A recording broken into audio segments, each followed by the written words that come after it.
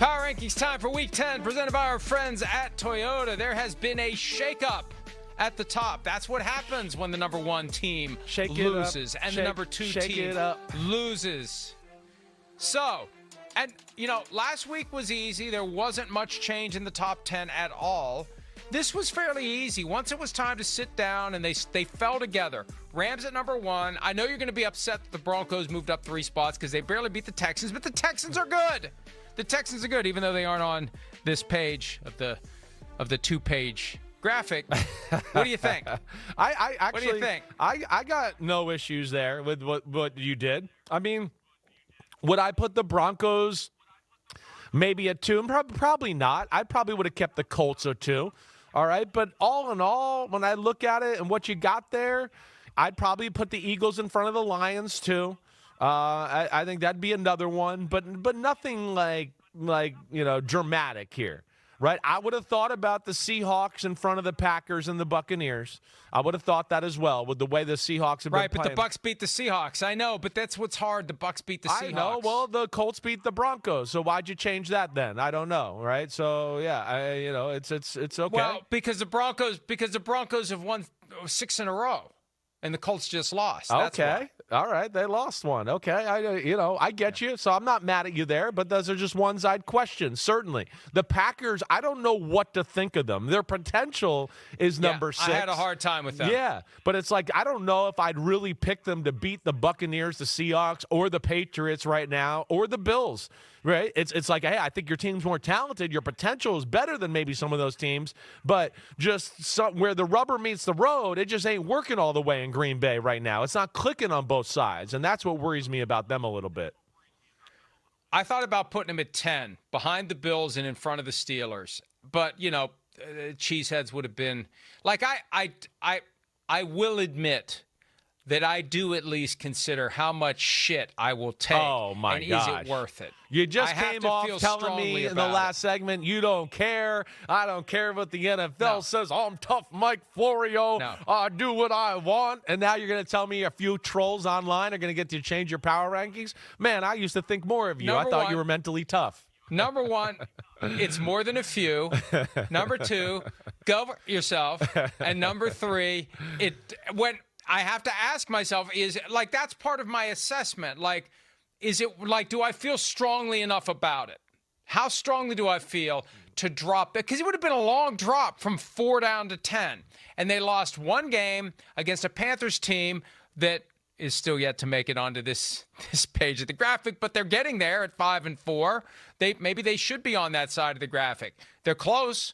So and they don't have Tucker Kraft. I really did think about it. And I'm being somewhat facetious, but not completely facetious, because I don't want to hear you hate the Packers. I hear that all the time anyway. I guess I should be numb to it. And look at the Chiefs. Right. Go ahead. I hear you. Listen, that part where you have the Chiefs, the Jaguars, the Bears, man, that's some tough sledding right there. There's some teams, it's really close. But the one I come back to more than any, the Packers a little bit, and the fact that you got the Lions sitting there as a 3-loss team, and they're the only 3-loss team in your top 10, that's one that I guess I'd look at a little bit, and especially it was underwhelming play there. On Sunday against your Vikings, it was underwhelming. They ran into a buzzsaw against the Chiefs. They ran into a buzzsaw. Right. I think we're seeing the offense, and maybe, yes, John Morton's doing a really good job there, but it ain't Ben Johnson. I know that. I've watched enough on film to go, hey, it's good. I get it. But it ain't Ben Johnson. It's not that. Ben Johnson's scary good. There's a reason he is who he is. There's a reason his new offense in Chicago, right, who's not as talented as the one in Detroit, has got a better offense than the one in Detroit. It's because of him and the coaching. So, yeah, there's a few little cracks in the armor there with Detroit right now that I'm questioning them a little bit. Well, look at this. 4 and 5, Lions, Eagles. They meet next Sunday night. Yeah, we'll be there. Philadelphia. Oh, and we'll be there. Right. We'll be there. So we'll find out. We'll find out if the Lions still have it. Is this just, week in and week out, you're getting everybody's A-plus game? It's hard to win all the, and you got that anchor from last year. We went 15-2 and didn't even get to the NFC Championship. It's so hard to go back to 0-0, and they've already lost now more games than they did all of last year. That's got a psychological toll. Yeah. But I think they're a great team. They're a talented team because when they don't play well, it's vexing. It's confounding. Right. It's confusing. Right. What's going on here? This isn't, I mean, they've got great players at most positions. Definitely. Anyway. Yeah. I know. I hear you. It's just, it's an interesting one. I hear you in their potential and all that as well. It's just, they're 5-3. They've lost 2 out of their last 3. I know they beat the Bucs, but we know the Bucs were severely undermanned in the game and everything there. So, Detroit's one of those teams right now where I'm just not quite sure how great they are and where it's going to go here from going forward. Playoff team, I know that, but is it going to be one of the top 2 seeds? I'm not sure about that. All right, let's take a look at the second graphic before we take a break. Yeah. We've got the Panthers right there at 17. The Vikings moved up 3. The Ravens.